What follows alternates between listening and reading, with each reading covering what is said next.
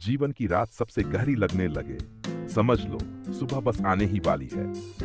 यह कहानी है एक छोटे से गांव की लड़की अंशु की, जिसकी आंखों में बड़े बड़े सपने थे, लेकिन हालात उतने ही तंग। उसका जन्म एक गरीब किसान परिवार में हुआ था। उसके पिता की छोटी सी जमीन थी, जिस पर मौसम की मेहरबानी ही उनका पेट भरने का जरिया थी। अंशु बचपन से ही समझदार थी। वो जानती थी कि गरीबी एक परिस्थिति है, न कि उसकी पहचान। लेकिन स्कूल की फीस, किताबों की कीमत और समाज की बातें हर चीज उसे रोकने की कोशिश करती। पर जब भीतर से उम्मीद की लौ जल रही हो, तो बाहर का अंधेरा कब तक टिकेगा?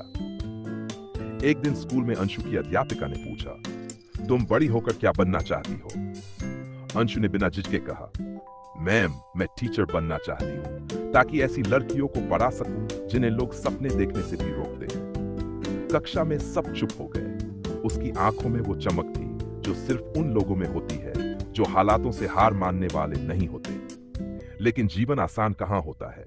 एक साल बारिश नहीं हुई, खेत सूख गए, पिता का कर्ज बढ़ गया, घर चलाना मुश्किल हो गया। अंशु के पिता ने कहा, बेटी, अब स्कूल छोड़ना पड़ेगा, तू मां के साथ खेत पर हाथ बटा देना। अंशु की आंखों में आंसू थे, पर होठों पर मुस्कान। पापा, मैं खेत पर भी काम करूंगी, लेकिन पढ़ाई नहीं छोड़ूंगी। मैं रात में पढ़ लूंगी, दिए की रोशनी में। कसम है मुझे अपने सपनों की। उस दिन से अंशु दिन में खेतों में काम करती और रात को दिए की रोशनी में पढ़ाई।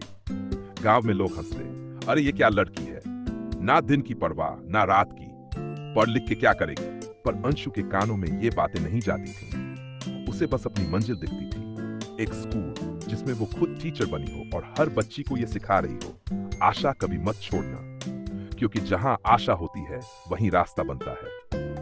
वक्त बीता। अंशु ने 10वीं में टॉप किया, फिर 12वीं भी अच्छे अंकों से पास की। गांव के प्रधान ने उसकी मेहनत देख मदद की। शहर के कॉलेज में दाखिला मिला।